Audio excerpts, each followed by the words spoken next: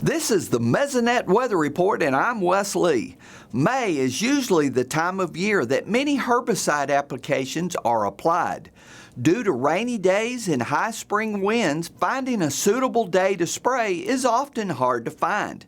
The revised Mesonet Drift Risk Advisor can help to find those days when the weather is suitable for pesticide applications. The advisor found in the Ag section of the website has 3 buttons to choose from: Current Conditions, Forecast, and Past Data.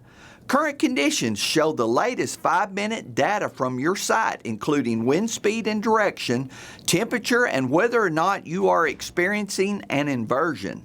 Avoiding inversions is critical in reducing herbicide drift. If currently in an inversion, the box will say yes and be red. The second Forecast button on the main page will open a fillable form. You can leave the default information or change for your needs. When you get data, an hourly forecast will be printed based on the North American forecast model. There is no inversion data in the forecast section. The Past Data button allows you to look at historical weather conditions for your spray record keeping. It includes all the needed weather information, including whether an inversion was present.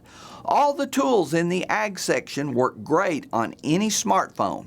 Now here's Gary with the latest version of the drought map. Thanks, Wes, and good morning, everyone. Well, we certainly have a much better drought monitor map to show you this week. We are improving slowly but surely.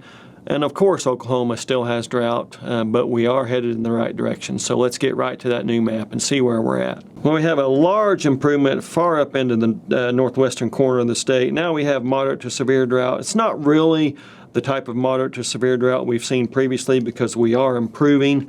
These are mostly long-term impacts we still see with the greening up and our soil moisture improving. But at least the northwestern half of the state looking better. We do have a little bit more of a problem area down in south central Oklahoma. We do see that new D0 yellow area down close to the state border with Texas. And that's an area heading into drought if we don't see improvement in that region as well. So just something to keep in mind.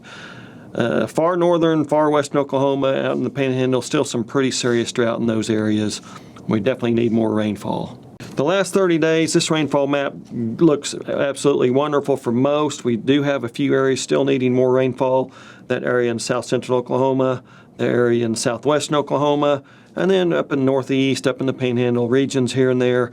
But by and large, we've had 5 to 10 inches of rainfall over much of the state, so certainly good news over the last 30 days. And this is the rainiest time of the year in the state of Oklahoma, and so when we look at the percent of normal rainfall map, where we see these lovely blues and greens, the above normal precipitation, that's pretty significant because, again, if you're above normal at the wettest time of the year, you know it's doing some good for the state of Oklahoma. And look at the Panhandle, some great rains out there, but we do need more, of course.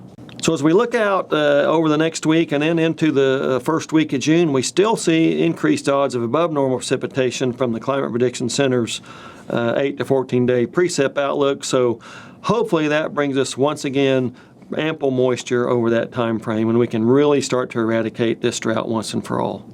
So as we enter the wettest time of the year in the state, we hopefully will get more rainfall, more drought eradication, and have better news next week. That's it for this time. We'll see you next time on the Mesonet Weather Report.